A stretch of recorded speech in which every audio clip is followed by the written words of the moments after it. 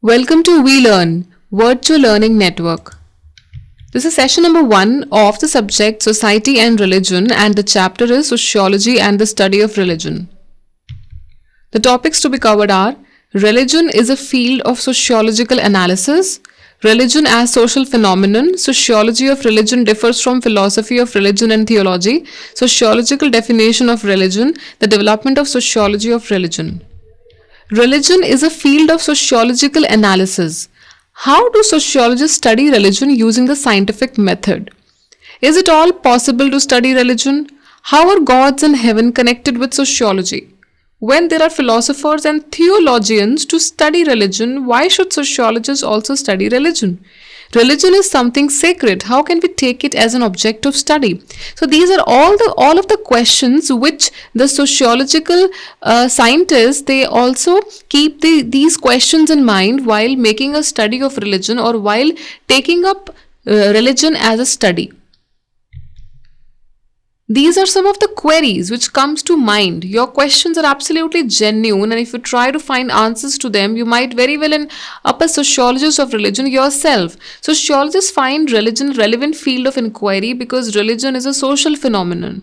Moreover, a sociologist concentrates on issues and questions which are not generally considered by theologians and philosophers.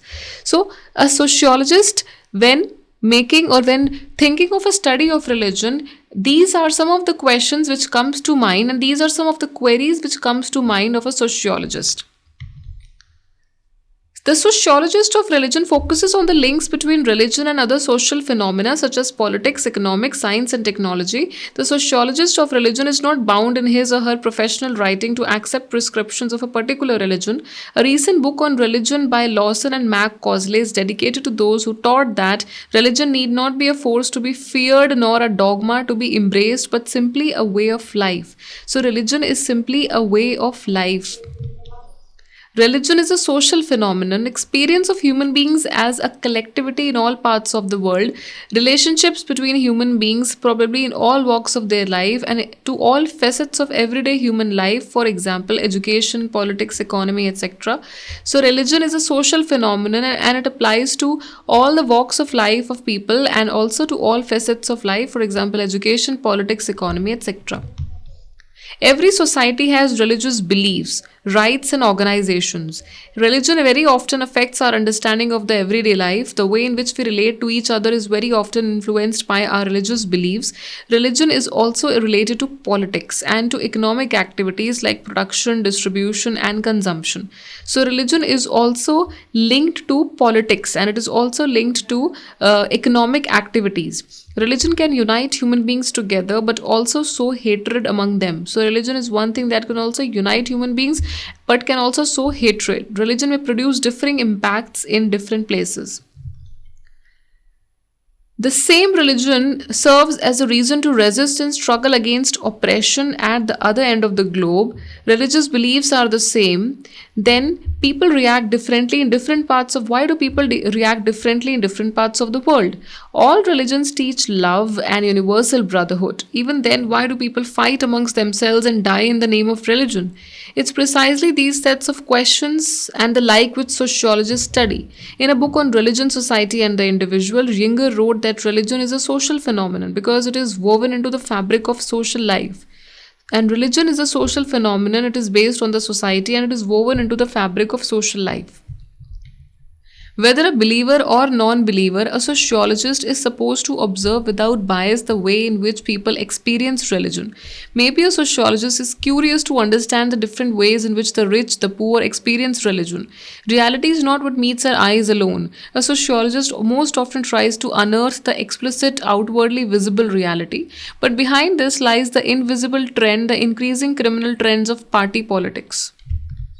Further, in times of acute crisis, there tends to emerge a strong fervor of religious revivalism.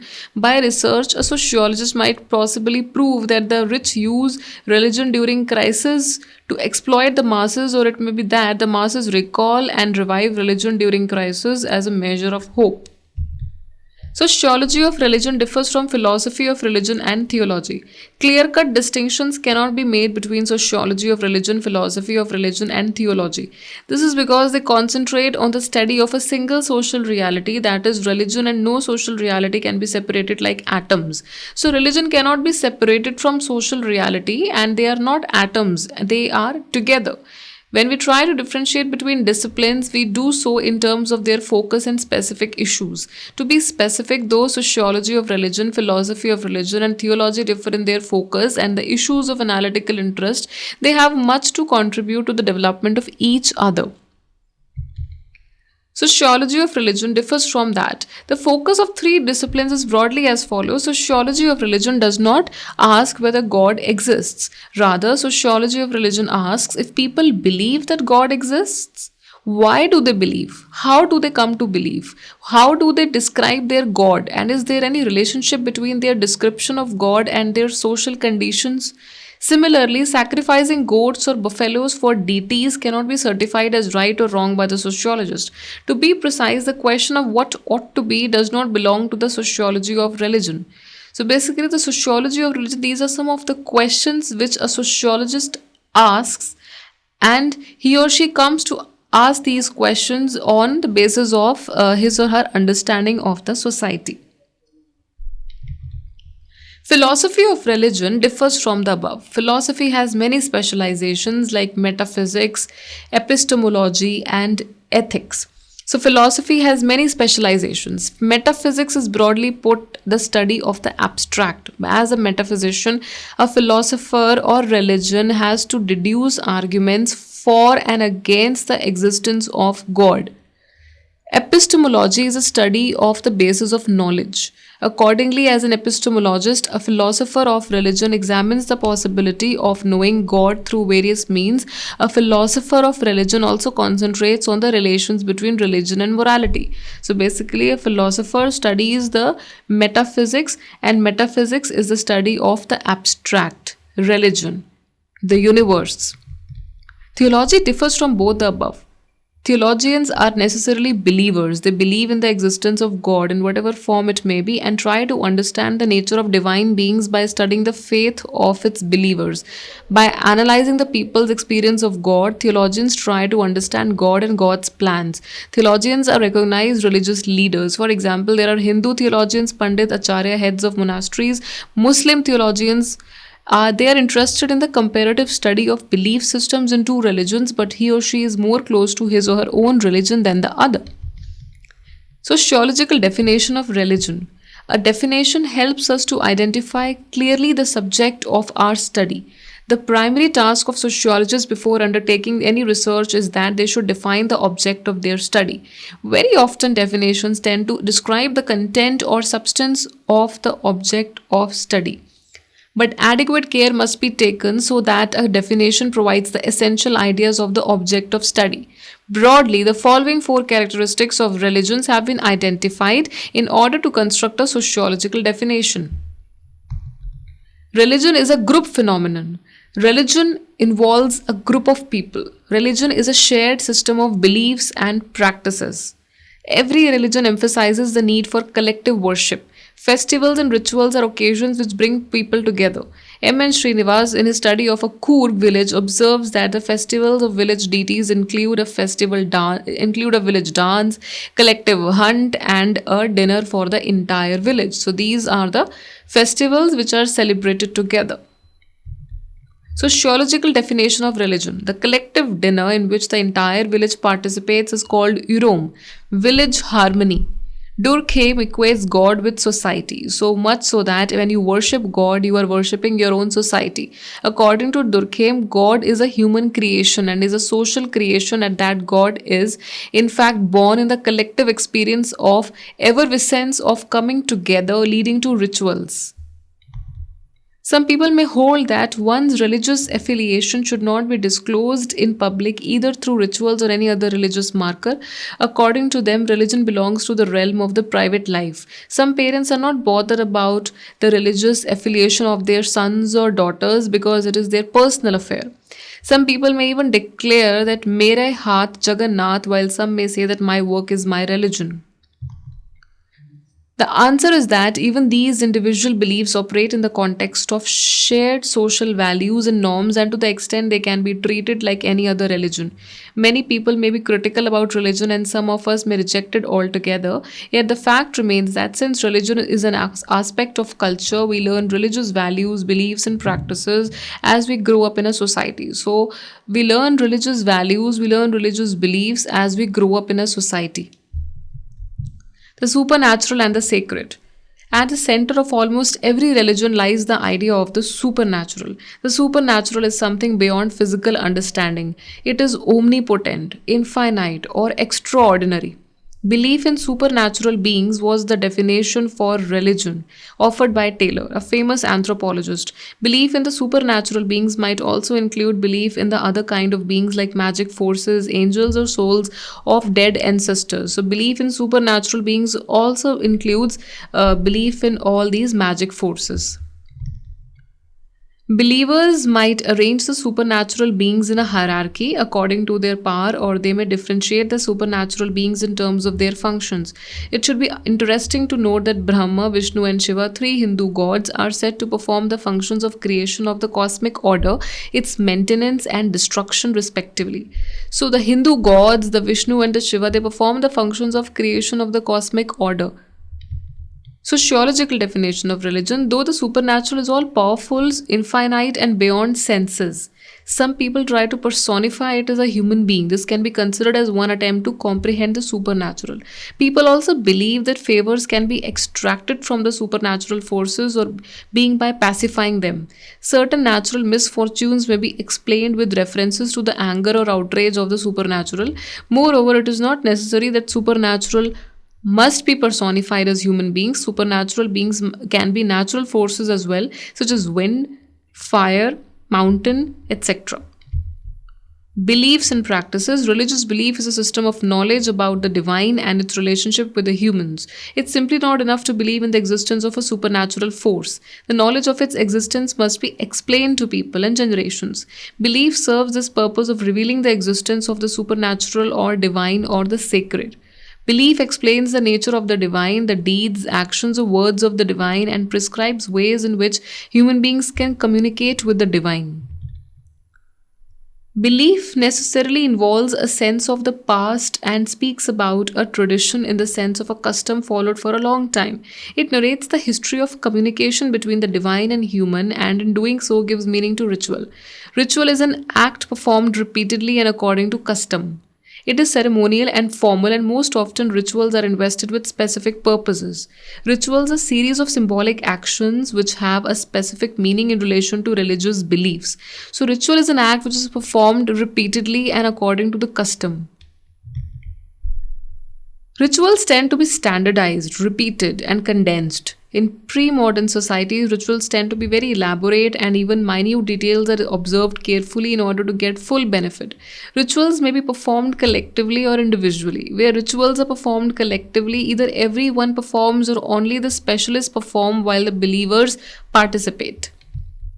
Moral prescriptions. In the previous section, we stated that religious beliefs and rituals help human beings to communicate. When human beings define their relationship with the sacred, they also define their relationship with fellow human beings. Some behavioral patterns are prescribed as compulsory before one can be related to God. This is how morals are born out of religion. An example, it must be pointed out that the 10 commandments form an essential component of Jewish Christian religion. Commandments are moral prescriptions for human beings to relate to God. Religion is a source of moral values, and religion without moral prescriptions is virtually not possible. Religion can distinguish between the right and the wrong more powerfully than any other social institution. There are many sources of moral prescriptions in a society, such as family, education, and law. People who believe in a particular religion are also expected to adhere to its moral prescriptions. There are more prescriptions come to be shared by the members of the group. Religion and certain of its moral prescriptions are more relevant today than ever before because some people hold that science is increasingly becoming inhuman. Billions of dollars are poured into arms and weapon manufacturers, science, and technology, and when millions of human beings die of starvation in Africa, Latin America, and many other parts of the globe as well. Scholarly interest in religion is not a recent one. The Veda, Upanishads, and the treatises of Greek philosophers like Aristotle, Plato are texts which show scholarly interest in religion. Here we are concerned with sociological interest in religion. Such classical sociologists as Durkheim and Weber studied in different ways the significance of to religion. This interest is again revived in the present times. There are three observable trends in the sociology of religion. Sociological interest in religion began to emerge after the merchant voyagers, missionaries, and the colonialists discovered the pre modern societies. Merchant voyagers, missionaries, and the colonialists discovered the pre modern societies. Here, anthropologists and sociologists seem to share an interest in religion. Sociological interest in religion received an impetus following the Industrial Revolution in Europe. Industrial Revolution followed the breakdown of feudalism in the 15th century. Sociological interest in religion is evident in those studies which trace the growth of religious revivalism in societies of late industrial phase and early post-industrial phase. Scholars of this stream are engaged in analyzing the reasons for the survival of religion. In this third stream, we witness the presence of a large number of third world scholars who are concerned with questions of Islamic fundamentalism and Sinhala Buddhist and Hindu communalism. Pre-modern societies, during the first phase of the development of sociology of religion, the interest was focused mainly to tracing the origin and evolution of religion. Explanations of two types can be identified: individualistic explanations and social explanations. Individualist explanations either emphasize the cognitive, intellectual, or the emotional aspects of religion. Both varieties of explanation of religion by anthropologists and sociologists were based on material related to primitive people around the world. Edward B. Tyler and Herbert Spencer can be called the intellectualists because they opined that pre-modern man had to evolve religion in order to explain the phenomena of dreams, echoes, and deaths. In their view, religion might vanish when its explanatory function is taken over by science. Some scholars, notably Paul Radin, emphasize the emotional aspects of religion. According to the school of thought, relation is nothing but pre-modern person's emotional response to overcome a frightening situation. Religion in this case helps one to overcome one's feelings of powerlessness. Even Durkheim's understanding of religion emphasizes the emotional component of religion. He holds that rituals and beliefs about the sacred emerge from the emotional outburst of the hunting tribes when they come together after separation. Industrial societies, Karl Marx and Weber are two important scholars who have explained religion in industrial societies in details. Both Karl Marx and Max Weber argue that religion is increasingly losing its reason or justification for existence, and there will become a specific historical point after which religion will be no more. For Max Weber, rationalization is the main theme, and for Karl Marx, class conflict. According to Karl Marx, religion in this world of exploitation is an expression of distress, and at the same time it is also a protest against the real distress. In other words, religion continues to swine because of oppressive social conditions. When this oppressive and exploitative condition is destroyed, religion will become unnecessary. Marx denied a place for religion in this utopian world of communism. Religious revivalism, though many scholars predicted that religion would ultimately vanish, it has managed to survive. In fact, there has been a religious revivalism in many parts of the world. In recent times, there has been a fresh growth of fundamentalist Protestant sects in the United States. There has been religious revivalism in many Asian countries, and religion tends to increasingly become a tool of political mobilization. Meanwhile, in some of the Latin American countries, Christianity has become the tool of resistance against exploitation. Even where religion seems to lose its hold in the sense of decreasing attendance in church ceremonies, a private religion is seemingly emerging. In other words, a personal interpretation of religious doctrines is tolerated. Some scholars raise doubts whether religion will vanish from the history of mankind.